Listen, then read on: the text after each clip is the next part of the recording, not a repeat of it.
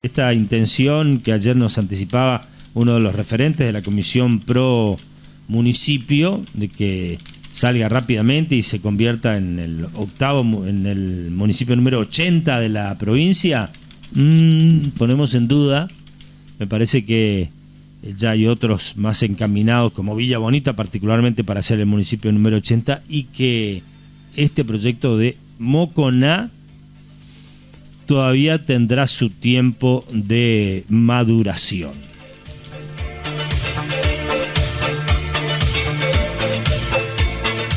Y ahora estamos comunicados con David Milicic, que es vocal del Tribunal Penal y que expuso ayer en el Salón Auditorio de la Casa del Bicentenario sobre jueces en la escuela 2026, el temario sobre el nuevo régimen penal juvenil. Le agradecemos que nos atienda y lo saludamos a David Ezequiel Milicic, aquí Tony Lindstrom, Silvia Serafini y Alejandro Suárez desde la radio. Gracias por atendernos, buen día. Muy buenos días, ¿qué tal? ¿Cómo les va? Buenos días a la audiencia. Muy bien, muy amable. Bueno, David, en principio, Jueces en la Escuela es un programa que se ha puesto en vigencia a partir de esta charla, que tendrá continuidad para, ilustrar, poner en consideración y visibilizar socialmente los cambios que ha generado este régimen penal juvenil. En realidad, el programa Jueces en las Escuelas hace más de 10 años ya que se está haciendo desde el Poder Judicial y el Centro de Capacitación. Yo particularmente del 2021 lo estoy haciendo, o sea que son 5 años ya prácticamente que estoy en el programa. Somos varios jueces, juezas, fiscales, defensores y funcionarios del Poder Judicial, que lo que hacemos generalmente todos los años son recorrer los colegios por el pedido que hacen directivos de los establecimientos, y hablamos de todos los temas que tienen que ver de la justicia y que se relacionan básicamente con derechos y obligaciones de niño, niña, adolescente. La particularidad que se da este año es con la modificación del nuevo régimen penal juvenil. La idea es darle un poco más de visibilidad a esa cuestión, y ahora sí son el Bicentenario por una cuestión, valga la redundancia, eran bastantes colegios, eran como un aproximado de 200 chicos y chicas, y entonces se hizo ahí para poder hacerlo a más escala, digamos, pero yo la semana pasada estuve en el Lineo, vamos a diferentes colegios, digamos, así que estamos recorriendo todo el tiempo con el programa. ¿Lo seguirán haciendo entonces? Sí, el programa sigue. Ahora, la semana que viene hay más establecimientos, se hace en Campo Viera, Campo Grande, Posadas, toda la provincia. Como digo, ahora la cuestión más importante o más urgente que hay es el régimen penal juvenil, más que nada por lo que el caso públicamente conocido de Santa Fe en el mes de marzo, la tragedia y las pintadas que se fueron dando a nivel nacional en los baños de los colegios y demás. Entonces la cuestión a explicarle más que nada a los adolescentes es que el nuevo régimen penal juvenil que se aprobó en el Congreso Nacional en marzo de este año comienza a aplicarse en 5 de septiembre de este año. Y lo más importante que tiene este nuevo régimen es que la edad de punibilidad, o sea, la edad en la que un niño, niña, adolescente puede ser penado por un delito, es a los 16 en la actualidad. Y a partir del 5 de septiembre esa edad se bajó a 14. Entonces vamos a tener un universo de adolescentes mucho más amplio en cuestiones penales, ¿no? Y la verdad que esto hace importante dar a conocer la información y generar conciencia respecto a estos cambios, ¿no? Exactamente, porque el nuevo régimen penal juvenil, por un lado, lo que hace es darle mucha importancia al trabajo previo a la intervención de la justicia penal, que es un trabajo interdisciplinario para que todos los adolescentes, niños o niñas, en primer lugar, no tengan conflicto con la ley penal. Pero una vez que se tiene el conflicto con la ley penal y que están sometidos a un proceso penal, a partir de los 14 años, desde septiembre, ya directamente pueden ser condenados cuando son delitos graves.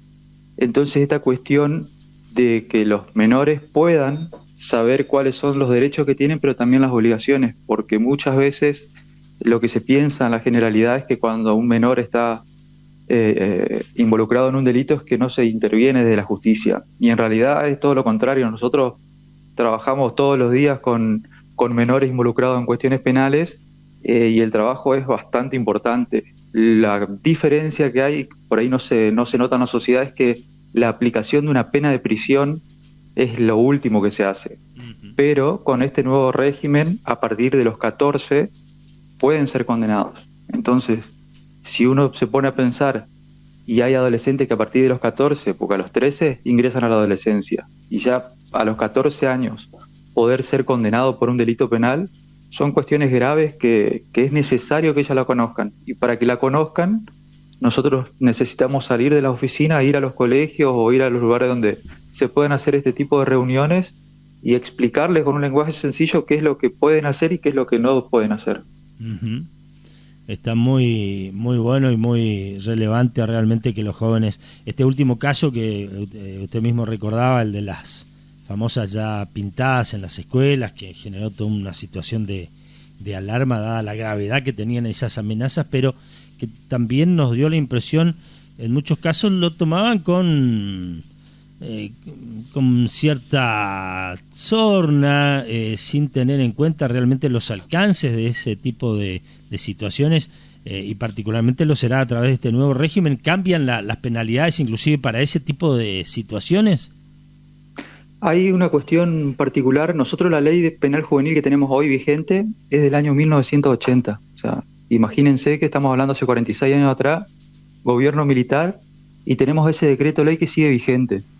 Ese decreto ley estableció la edad para poder ser penado a los 16.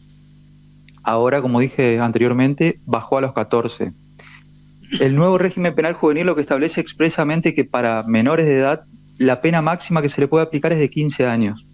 O sea que si nosotros a partir del 5 de septiembre, por ejemplo, tenemos un menor de 15 o 14 años o 16 acusado de un delito de homicidio agravado, por ejemplo, que sería pena de perpetua para un mayor de 18, para un menor el máximo no puede superar los 15 años. Entonces ese es uno de los límites y la diferencia que hay entre un proceso penal juvenil y un proceso de adulto, digamos. Al adulto se le aplica el Código Penal, como está establecido, y a los niños, niñas y adolescentes se le aplica el Código Penal, pero con una merma, digamos. Esas son las diferencias que hay por la especialidad que tiene el proceso penal juvenil y la diferencia con el proceso penal de adultos.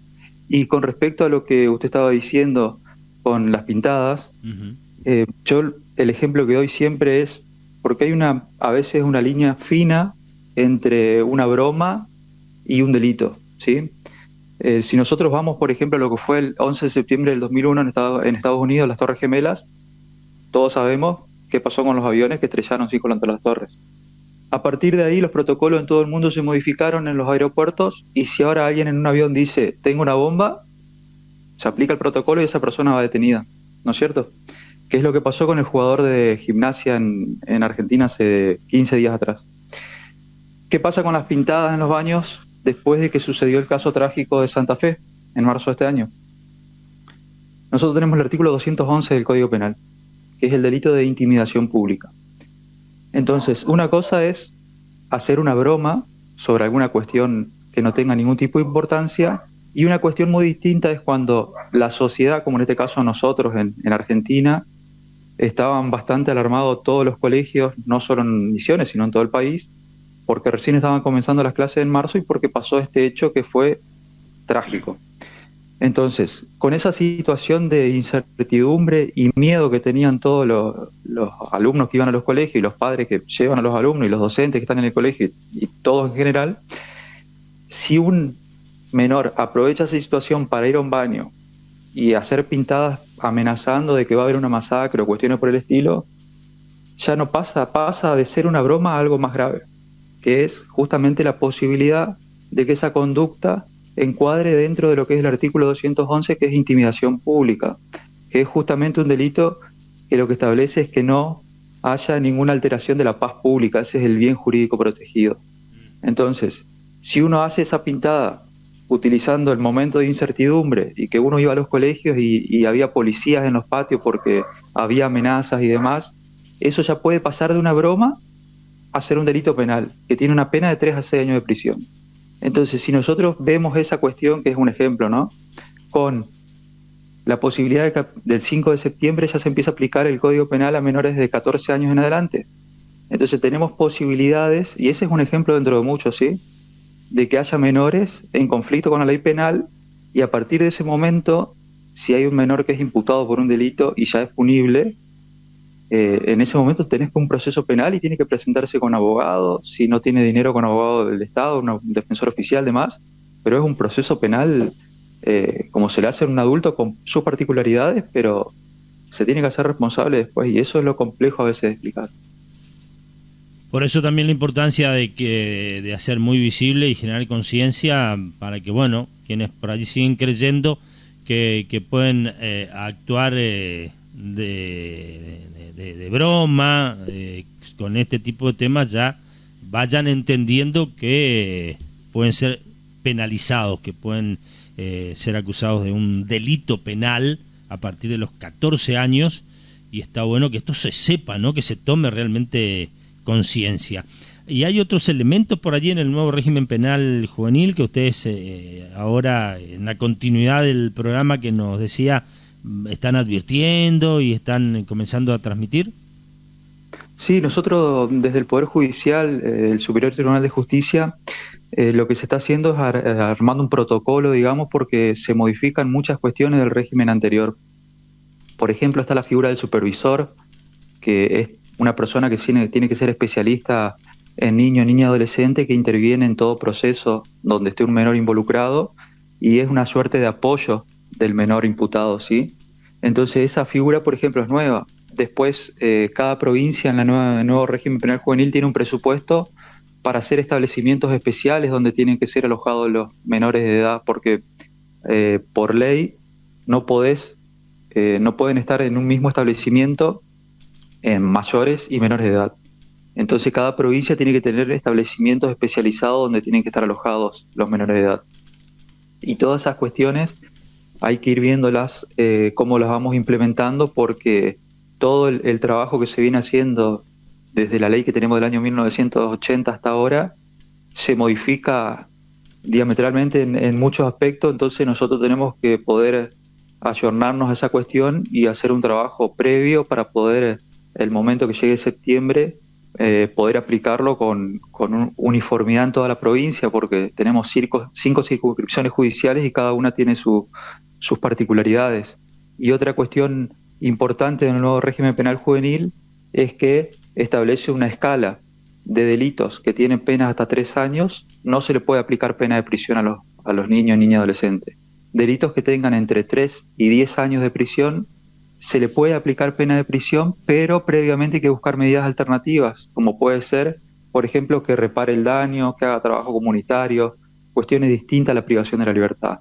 Salvo que sean delitos donde, por ejemplo, haya muerto la víctima, en esos casos sí se aplica pena de prisión. Y después los delitos que tienen entre 10 y 15 años, que es el máximo que se le puede aplicar a partir de septiembre a un adolescente, sí ya son penas privativas de la libertad. Y dentro de ese ambiente de penas privativas, puede ser pena privativa en el domicilio o en un establecimiento especializado para menores. ¿Sí? David, una vez que los chicos reciben toda esta información de parte de ustedes, que es muy, muy rica y muy importante, ¿cuáles son las mayores inquietudes o consultas que reciben por parte de ellos? Las consultas son directamente relacionadas con estas cuestiones muy particulares de ejemplos concretos. Ellos quieren saber, porque el ejemplo que yo siempre doy también en las charlas es lo que pasa siempre y va a seguir pasando en los colegios, que son, por ejemplo, las peleas, ¿sí?, entre alumnos. Entonces, uno dice, bueno, los chicos van y a la salida del colegio se pelean. Dice, bueno, la pelea queda ahí. Pero si uno se pone a ver el Código Penal, si alguien golpea a otro y lo lastima, hay delitos de lesiones. Tenés lesiones leves, graves, gravísimas, dependiendo del daño, ¿no?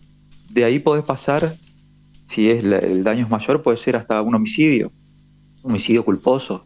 Entonces, todas estas cuestiones de un adolescente que se levanta a la mañana para ir al colegio como cualquier día, termina en una pelea y lastima a otro compañero, y a veces son lesiones, como digo, graves, puede terminar en una causa penal. Lo mismo una amenaza, lo mismo la cuestión de las redes sociales. Hay muchos delitos que se dan en el ambiente virtual en este momento, que nosotros hace 2 años en la provincia tenemos la Fiscalía de Ciberdelitos para justamente poder actuar en esos casos, y es un universo nuevo donde se junta por un lado lo que es todas las nuevas tecnologías y menores a partir de 14 que ya pueden estar involucrados en un proceso penal. Entonces son todas cuestiones nuevas que nos obligan a nosotros a poder estar todo el tiempo mejorando el trabajo que estamos haciendo y también tratando de todas las formas posibles de brindar todas estas informaciones, porque uno, si se pone a pensar, un niño, niña, adolescente a partir de los 14 puede estar frente a un juez o frente a un fiscal y con un defensor en un proceso penal, es imprescindible que conozca sus derechos y sus obligaciones, porque si no estaríamos aplicando leyes a menores de edad que no conocen qué es lo que pueden hacer y qué es lo que no pueden hacer. Correcto. Bueno, nos sorprendía de alguna manera que hace tiempo ya que están desarrollando este tipo de charlas, pero evidentemente a partir del nuevo régimen penal juvenil toma otra trascendencia y otra repercusión, y nos da la impresión también es considerablemente más importante este tipo de charlas informativas que continuarán llevando adelante. Así que bueno, seguiremos atentos y difundiendo también o acompañando este propósito de difundir y generar mayor conciencia al respecto.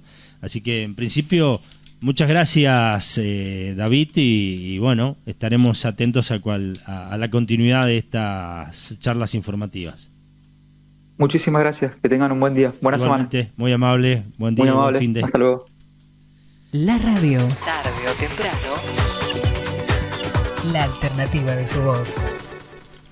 Allí estaba el doctor David Milicic, vocal del Tribunal Penal entonces, y lo que ya llevaba años las charlas en los establecimientos educativos particularmente, pero que claro, ahora toman otra significación, otra importancia, porque hay que informar y generar conciencia de los cambios que se producirán a partir del nuevo régimen penal juvenil. Creo que más que acorde la disposición de estas charlas previas, ¿no? De prevención en la toma de conciencia, en la información pública. Publicite en la radio 3755 525819.